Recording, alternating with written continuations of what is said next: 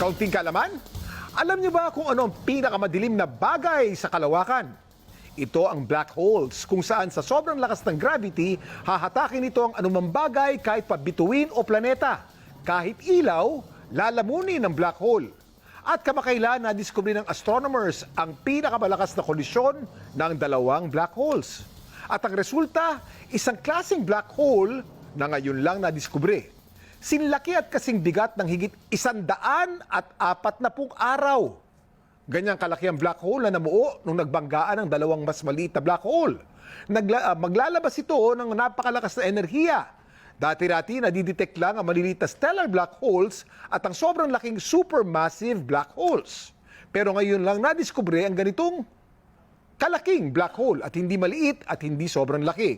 Kaya tinawag itong intermediate black hole.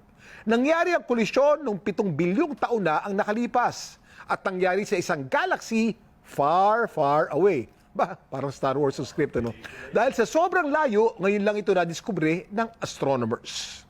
Ito po si Kuya Kim, nagsasabing mag-aral na maigi upang buhay ay bumuti.